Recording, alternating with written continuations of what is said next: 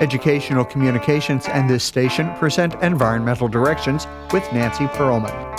On this series, we explore the effects of human influence on the Earth's ecosystems and discuss solutions to environmental problems which affect the quality of life on this planet. Environmental Directions gives you the kind of information you need to help you participate in decisions impacting your community, the nation, and the world. Now, here's your host, Nancy Perlman. Hello. For the next half hour, we're going to be talking about bamboo with my guest, Russell Smith. He is CEO and co-founder of Rizome Bamboo, which is a sister company of Bamboo Living. He calls himself a regenerative entrepreneur, and he was formerly director with Sabre Airline Solutions. Welcome. It's a pleasure to have you with us. Thank you, Nancy. It's really nice to be with you today. You are committed to having bamboo used as a renewable building material. Bamboo, most people think of as a tree, a plant from Asia with pandas in them, but bamboo is actually a grass grown in many parts of the world? That's right. Yes, Nancy. So bamboo is a grass, and it's the largest grass on the planet, and it looks just like a large plant or a large tree, but it is a grass.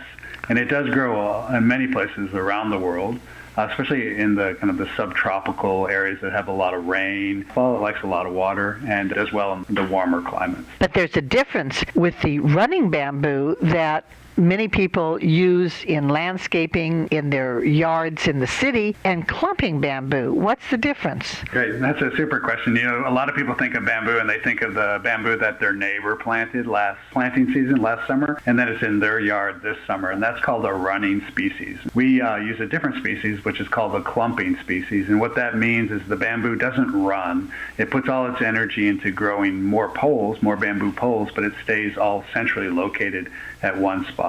So it doesn't run, it clumps, and it gets bigger. The clump gets bigger by producing more poles. With 1,000 species, where are they found on this planet? They're found primarily in what we call the global south, which is really where it's kind of subtropical or tropical environments. That's where it really thrives. So if you picture where the equator wraps around the Earth, you could go a few leagues up and a few leagues down from the equator, and that's where you'll find the bamboo belt. So anywhere in India, Indonesia, Philippines, Central America, Ecuador, Brazil, Ethiopia, Ghana, across the Indian subcontinent into Bangladesh. Bhutan has some, then obviously China, across to Philippines. Really in that kind of equatorial belt around the world, including Florida. Is there a native bamboo species in North America? There's some in Mexico. That's probably about as close as we get where it's considered native, not yet in the United States.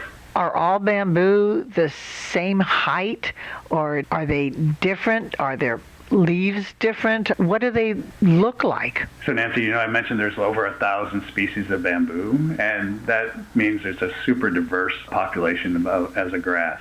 So some of these bamboos, the ones we especially like, we call them timber grade or giant bamboos. So they grow to be 100 feet or more tall. They're the size of a telephone pole, just really massive like a tree.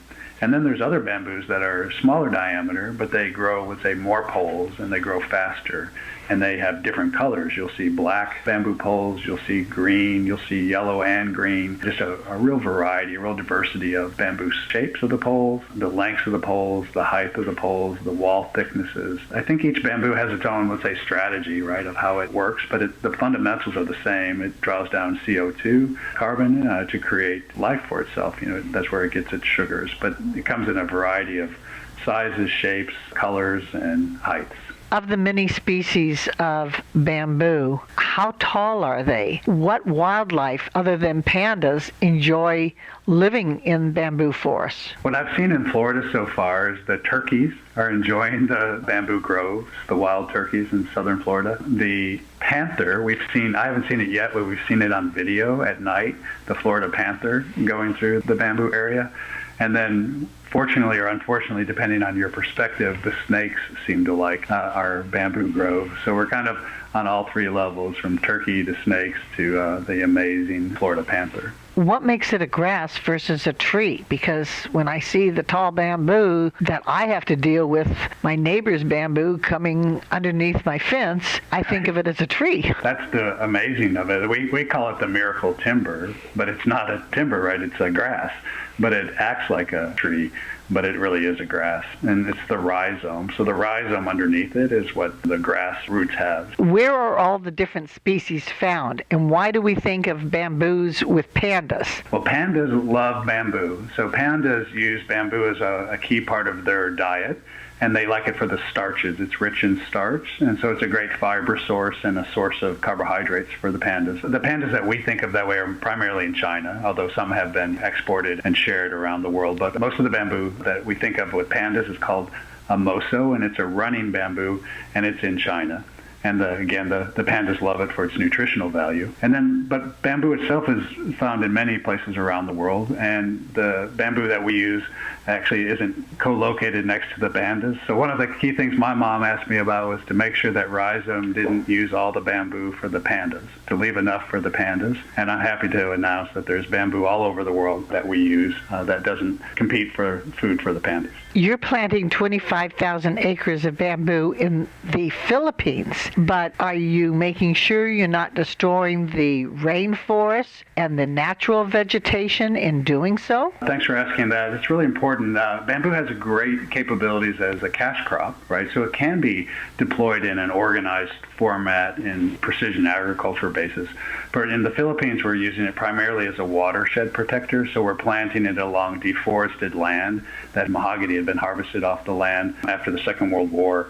And so a lot of the land is deforested and susceptible to landslides and degradation of the land. So what we're doing is we're working with indigenous populations there to plant almost 2 million bamboo plants over the next 5 years on their property to help them protect their watersheds. So we're not doing it in a plantation format in the Philippines. We're doing it more in a natural environment for watershed protection and soil conservation. But here in the United States, you're working in Florida with citrus farmers to plant 100 acres of bamboo instead of orange trees? Yes, the citrus blight that's hitting Florida. The agriculture of citrus crops has been attacked by an insect, and it's caused the citrus groves to really lose a lot of their productivity to the point that they've reduced the acreage in half from the peak of when Florida was the citrus capital of the world to where it is today. So they've lost half of the acreage of citrus crops due to insect, a greening of which is a virus. So two things are attacking the citrus crops. So unfortunately for those farmers, they've lost their prime source of income. But luckily, we believe, by planting bamboo, we can replace the citrus with bamboo. And so instead of it being a citrus grove, it'll now be a bamboo grove. So in that case, we're actually helping agricultural industry recover from disease in Florida by planting bamboo. You're also promoting the use of bamboo as a way to deal with the climate crisis. Each acre of bamboo sequesters 400 tons of CO2, and that's the equivalent of the CO2 generated by 20 average Americans per year, and the average American creates around 20 tons of CO2 per year. That seems like a very good solution. First of all, isn't it good to know how much CO2 we produce on average? So the average American will produce 20 tons of carbon dioxide every year just doing their living, driving to work, shopping, maybe taking a trip or two. Just the average lifestyle of the American, heating their home, cooling their home, produces about 20 tons of CO2 each year. We get a lot of benefit from that CO2, right? So we have a very good life, we're comfortable, our kids are well educated, right? We have a nice way of living, but we do produce a lot of CO2. And the beauty of bamboo is that bamboo will draw down carbon dioxide and use the carbon dioxide to create sugars so it can grow. So it loves CO2, right? It uses the CO2, it uses it to grow large, and that pulls in the CO2 as it grows each year. So we produce 20 tons on average per person, and the bamboo on an acre will draw down 400 tons of CO2. So it's a pretty nice relationship between an acre of bamboo will support the CO2 production of about 20 average Americans. According to the Drawdown Project, bamboo has the potential to sequester as much as 21.3 gigatons of carbon dioxide over the next 30 years, all the while decreasing the need to cut down forests. That's pretty important. And you have actually used your bamboo farms as carbon offsets. You're selling them through climate care. What is that? Yeah, it's a very interesting part of the business of bamboo. So by planting bamboo, we create an economic value chain, right? So we plant the bamboo and then we use the bamboo for our building materials. But as the bamboo's growing, it's drawing down carbon dioxide and pulling it from the atmosphere. And as long as we validate it and measure it, we're able to sell the amount of carbons that bamboo draws down as a carbon credit. Basically a kind of a piece of paper that says each piece of paper is worth 1 ton of carbon drawdown. And we can offer that to other companies that are looking to reduce their carbon footprint. So for example, let's say a Fortune 100 wanted to reduce its carbon footprint, but it's going to take it time to, let's say, move from fossil fuel to a renewable fuel. So in the interim, it can use carbon credits as a bridge to reduce its carbon footprint. And it can do that by purchasing carbon credits for somebody like Rizome, who actually makes carbon credits by planting bamboo. So it's this kind of a balanced relationship between we plant the bamboo draws down the carbon, and that carbon is removed from the atmosphere. So we can account for that, and then we can offer that to let's say a Fortune 100 company, and they can buy that as an offset to their own carbon footprint. So what it really does, though, is it allows us to plant bamboo because we can sell the carbon credit, and we can use that money to buy the bamboo, to plant the bamboo, to pay the farmer to maintain the bamboo, and then to offer a little bit of a carbon dividend to the farmers so that they have more income assurance over the next 10 years. So it's a really neat way of working together to help us decarbonize our industrial footprint by planting bamboo and taking the credits that the bamboo creates and offering it to companies in exchange for them to buy the credits. So how are you meeting the United Nations 17 goals for sustainable development? The goals, they're targets, right? So there's 17 of them, and we can meet all of them, but there's some that are our favorites. Like no poverty is one of the sustainable development goals the UN has set. Reduced hunger or no hunger, gender equality, climate action, reducing inefficiencies or inequalities across the board. So there's many ways that bamboo helps with that. So for example, we plant bamboo and then we help a farmer create a cash crop. And what that does is it gives him or her economic assurance, right? They get a revenue stream from that, which will help them reduce food insecurity or reduce poverty by creating steady cash flow. Because once they plant the bamboo, it'll live for 100 years, and they can harvest 20 or 30% of the bamboo poles each year, and we buy those poles from them. So it gives them a level of economic assurance, which reduces poverty. So that's one example of how we support the SDG goals. Yet every plant requires time to grow and be usable. The acreage that you're planting in Florida really can't be harvested until 2026. How long do these farmers have to wait in places like the Philippines? That's a perfect question, right? And that's where the carbon credits really help.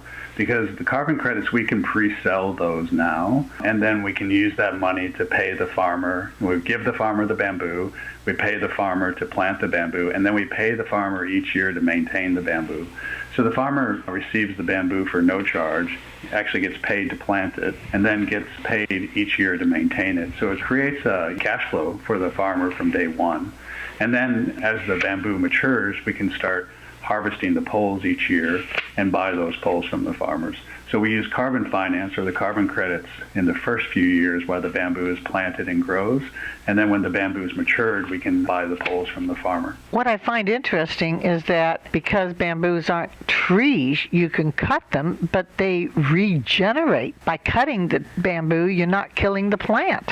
It's the beauty of bamboo, right? It's really like the grass in someone's yard, right? You have to cut it every Saturday, right? Next Saturday, you have to cut it again. It's the same concept. It's the rhizome underneath the ground is what powers the bamboo. You cut a few poles, and they grow back. And it's a continuous cycle. You talked about Rizome. Now, that's the name of your company, but it's also the name of the bamboo plant stem. Exactly. It's kind of our inspiration. It inspired the name of our company. So rhizome is the root network or the mother that lives underneath the ground, and it's what produces the bamboo poles. So you can picture it as this root mass that lives underground, the rhizome, and then each year the rhizome produces bamboo poles that come up through the surface and extend up to 100 feet tall.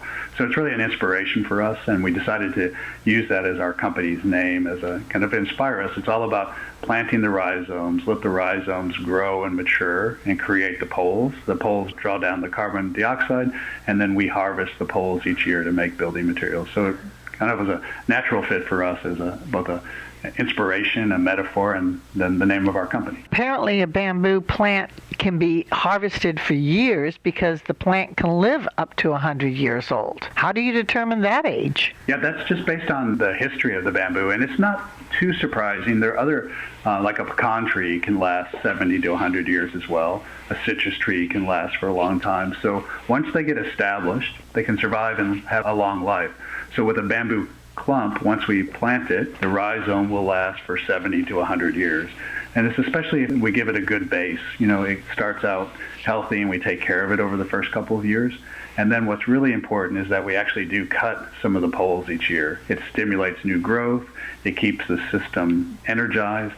The rhizome continues to make more poles. So it's this real kind of plant it, take care of it, and then sustainably harvest it, and it'll last intergenerationally. So if you plant it now, a family's next generation will get an economic benefit from it, and then hopefully the generation after that. So it has a real intergenerational capability because it will last for 70 to 100 years. Bamboo is a fascinating plant, and I want to talk more about it when we return in a moment with my guest, Russell Smith, CEO and co-founder of Rizome Bamboo. Environmental Directions with Nancy Perlman continues with further discussion of the world's critical ecological issues.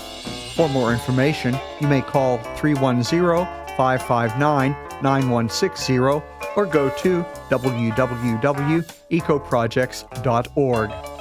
Now, here's Nancy. I'm speaking with Russell Smith, CEO and co-founder of Rizome Bamboo. You call yourself a regenerative entrepreneur. What does that really mean? Yeah, for me, it means about making a transition to when we do things that we don't just take. We take and we give back, and things are balanced. I think for me, it's all about inspired that we move to a kind of a thriving model, that it's not just extracting, but we live in ways and we do business in ways that are regenerative. So we do pull out, we do use things, but we also give back, and we ensure that we have a more balanced approach between not just taking, but also, taking and using and appreciating, but also giving back. And bamboo is a perfect example of that. We can plant the bamboo once, we can sustainably harvest from it, and it continues to give more bamboo as long as we take a sustainable amount. So it's a nice way of looking at, say, a future way of doing business, right? Not just take, but how can we take, share, and give back. How did somebody who was involved with creating software for aviation when you were director of Sabre Airline Solutions get involved in planting bamboo and promoting it as a new construction material? That's a great question. I had a super career at Sabre, a wonderful opportunity to launch software as a service into the aviation business. But I came to a point where I was ready for a break, and so I took a 1-year sabbatical and went to Hawaii to do open water swimming. I like to swim, and that was one of my kind of, let's say, life goals, right? I'm not sure if it was a midlife crisis, but it sure was something. So I ended up going to Hawaii, and at that point, I met David Sands, who's the founder of Bamboo Living. And he informed me about bamboo and showed me how bamboo could be used not just for toothpicks or chopsticks, but bamboo is actually as strong as steel and just like wood could be used for structural buildings. And he showed me that because he's been building with bamboo for decades. Actually, he's been building with structural bamboo since 1994 and is sort of considered the grandfather of bamboo construction, at least in the United States, because let's face it, bamboo has been used for construction in other parts of the world for a long time. Exactly. He's maybe a young grandfather, probably, and a very active one. But I met him there, and he showed me the benefits of building with bamboo, and then said he had a vision, right, of scaling bamboo around the world where it's not used day to day, right? As you mentioned, in Asia, it's quite an ordinary product, but in the United States or in North America or in Europe, it's a little bit of an exotic product. And so the vision is to make bamboo a primary building material by creating a really reliable supply chain of the best bamboos. And so David convinced me that this was the next great opportunity for me to make a contribution. So I joined him and the other founders, and we created Rhizome with that mission. You mentioned chopsticks and other uses of bamboo, and for many years I have been using bamboo items from paper towels.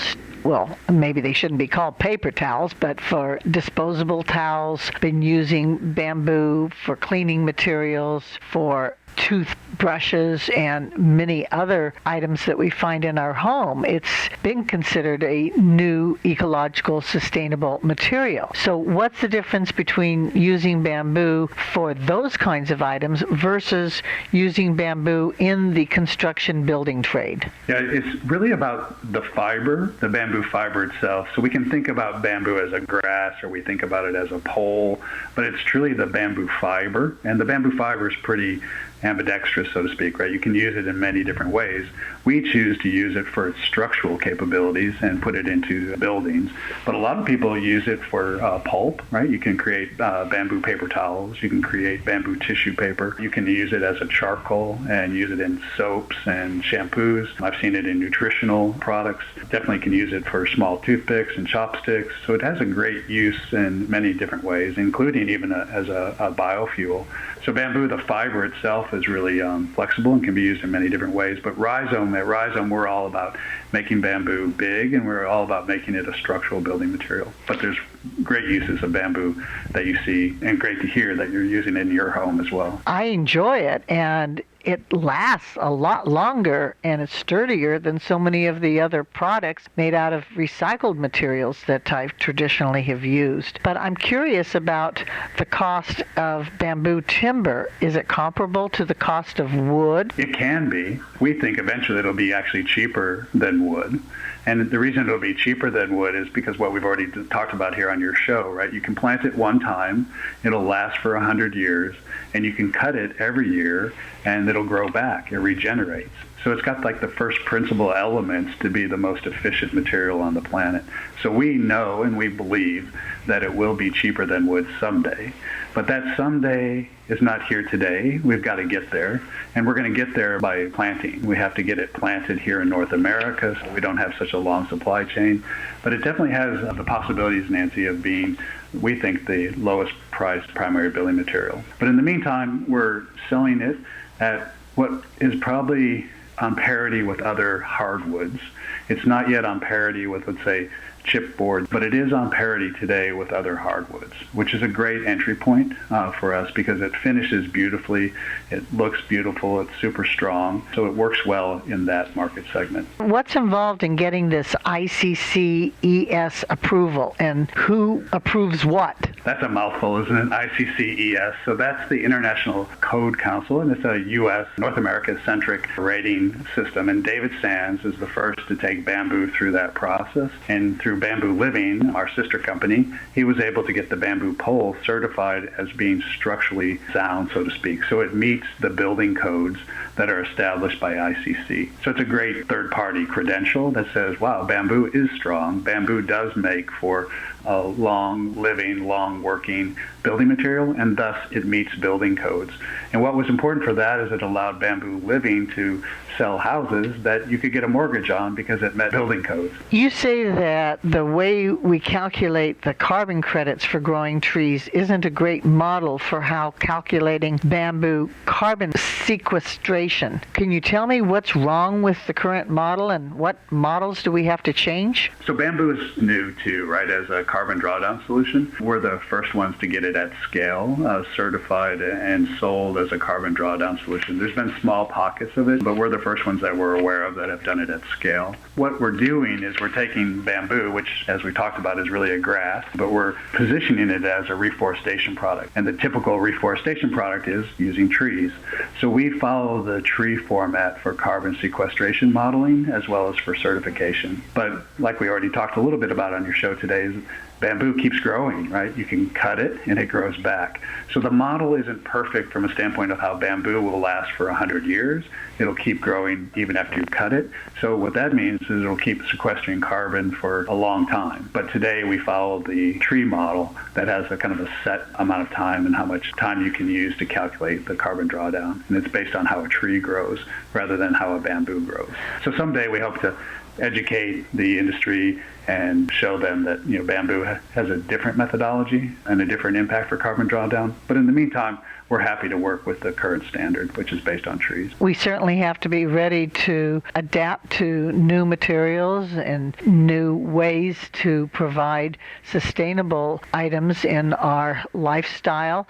Do we need any kind of legislation, or are the laws sufficient to deal with bamboo as a construction material? Yeah, I think it's in a couple of ways we need to do it. So one of the things, like in the Philippines, we need to ensure that it was not considered a banned harvestable wood. So in the Philippines, because they lost so much of their mahogany, of their forest, they put a moratorium on cutting trees. And so when we first arrived in the Philippines, bamboo was on that moratorium list. And so that means we wouldn't have been able to harvest it or export it. But through advocacy that was going on in Philippines and that we contributed to, but by no means were the sole people, the Philippine government restructured the moratorium and removed bamboo from that list. So they saw that bamboo really is not a tree, it's a grass, and bamboo is a future. In the United States, there's not such a thing because bamboo isn't really well known here. So in the United States, it's a little bit different, right? We need to build awareness of bamboo and show that bamboo, one, can grow at scale, and two, can be harvested and processed at scale and then used in the built environment here. Whenever I talk to a company regarding a new product, and in this case your product's bamboo as a material to use, I always want to know about your entire operation.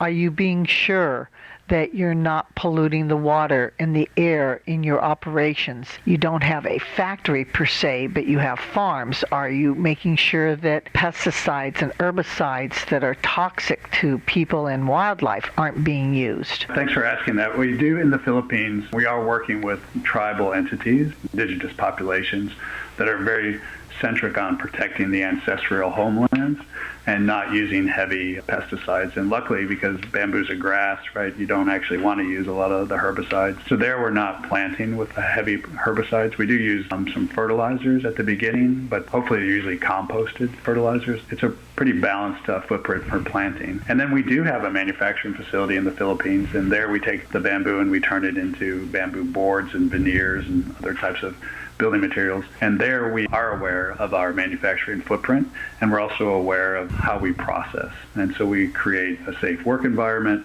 We're focused in on ensuring that our employees are well cared for in our factory. We only use what we call CARB2 compliant adhesives, which are basically the industry standard in the United States, as clean as possible adhesive. As an ethnic folk dancer, I have traditionally done the Philippine folk dance using the bamboo sticks. They've always been part of that dance. How many uses are there of bamboo? Bamboo in connection in Philippines is primary. The creation myth of the Philippines, the native Philippines before Spain arrived, was that men and women emerged from the bamboo.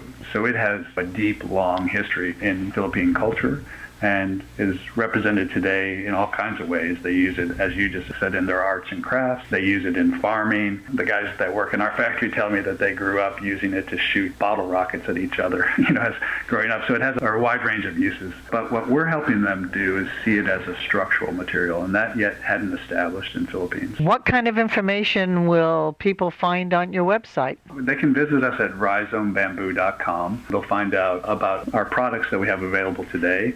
They'll see inspiration of where we think bamboo can go tomorrow, and then they'll learn how to contact us if they're interested in helping us develop bamboo in Florida or around the world. It is a partnership model. We are working with all kinds of people around the world, and we welcome inquiries from your listeners and your viewers. They can visit us at rizomebamboo.com. So that's RIZOMEBAMBOO.com. I want to thank you so very much for sharing with us the wonders of the plant bamboo. Thank you so very much for being my guest. Thank you, Nancy. We appreciate the opportunity to talk about bamboo, and we invite everyone to think about bamboo, whether it's as a paper towel or a soap, or hopefully their next building project they work with bamboo plywood. I have been speaking with Russell Smith, who is CEO and co-founder of Rizome Bamboo. I'm Nancy Perlman. Thank you very much for joining us, and do tune in again next week. If you would like free information about these environmental issues, go to www.ecoprojects.org or call 310-559-9160. Environmental Directions with your host, Nancy Perlman, is a community affairs program of the nonprofit organization Educational Communications and this station.